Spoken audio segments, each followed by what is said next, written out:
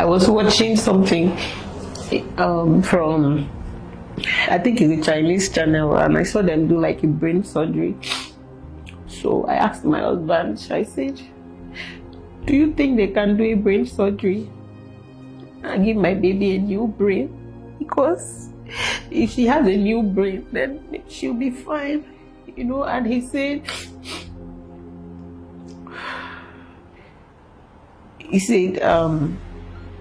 do we want to test it? Do you know what it means to open the skull of this child? It's 50-50. Is it not the pain should go through? What if it doesn't work? Okay, then whose brain are you going to take from? Because when you wish that you have a brain of a child of this age, then that means you're wishing that another child of this age goes down so that this your baby can be well. So I feel like that's a little selfish.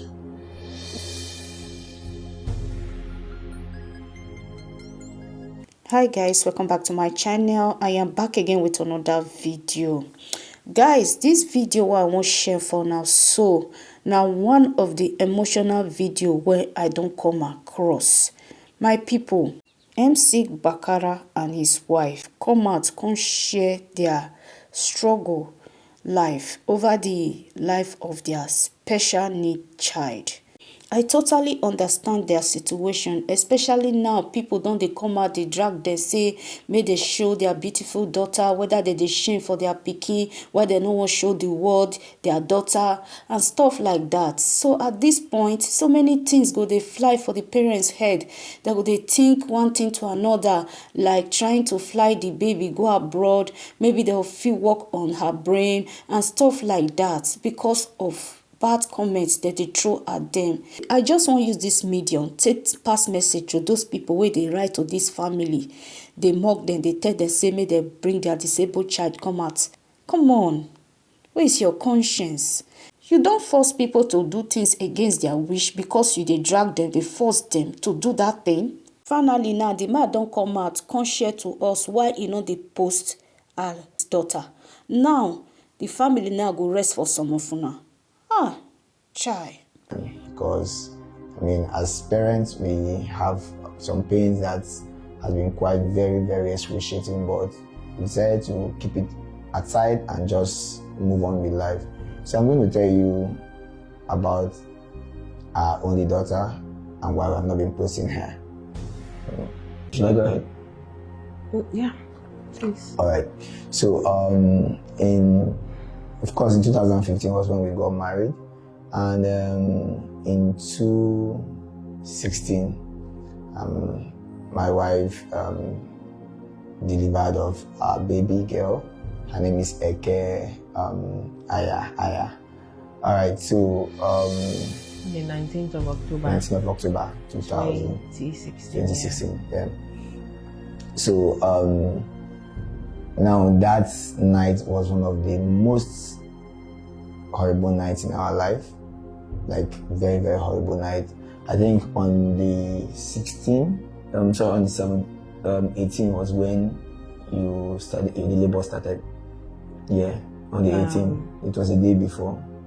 It was like the early hours of the day, early hours of the 19th.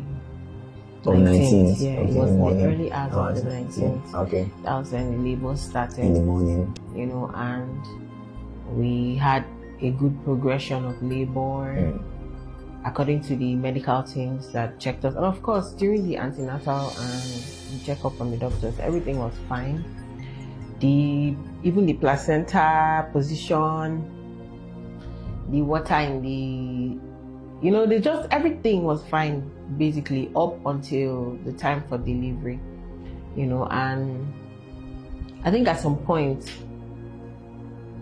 in the hospital, of course we're in a public hospital, government hospital, and at some point when I was going through my pain, it was like, I think it was like it was not a medical personnel that checked me at some point. I feel like the nurses, everybody just went to go and rest, and the person I saw that was trying to clean the room, so I just assumed that might be a cleaner or something that was now checking me at some point, but I had progressed greatly, and then the doctor came out like, okay, in the next few minutes or so, not up to an hour, you're going to have to start entering to push up, so that was the plan.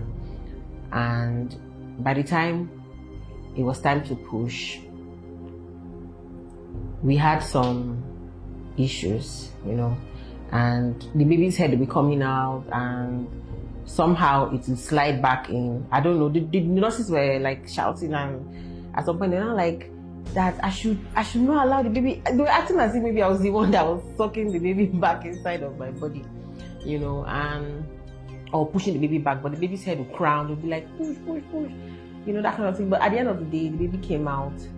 Baby was stressed, and baby was not crying or breathing. Not crying. Let's say not crying. I think from that point, let me share my experience. I at least I saw some things happening inside there. Okay. So I don't know when they called you. Okay. But from my own point of view, the inside of the place, baby came out.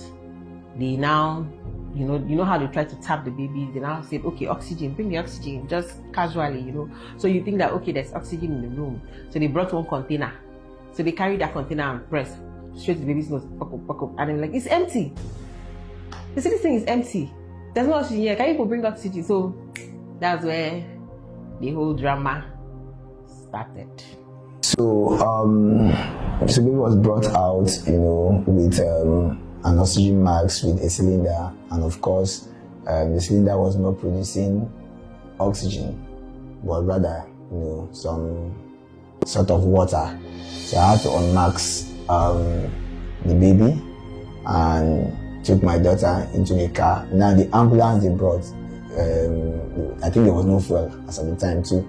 So I were left with all the option to drive with the baby. So my mother-in-law stepped into the car, and then we drove from General Hospital then to another hospital, to Teaching Hospital, and so in other words, what this actually means is that in the whole of the hospital, there was no oxygen. No oxygen, yeah. So this is a baby that was gasping for air. For air already from the labor room, and now has no oxygen. To be transported, still gasping. For about over 5 to 10 minute distance, and then even getting to Teaching Hospital again, we have to start filling forms and buying cards and all of that. And then the oxygen was still not in the building, so they had to send someone they had to say one of you people had to go to outside of there, down a little bit to get the oxygen, because little distance. I was there with my friends as well.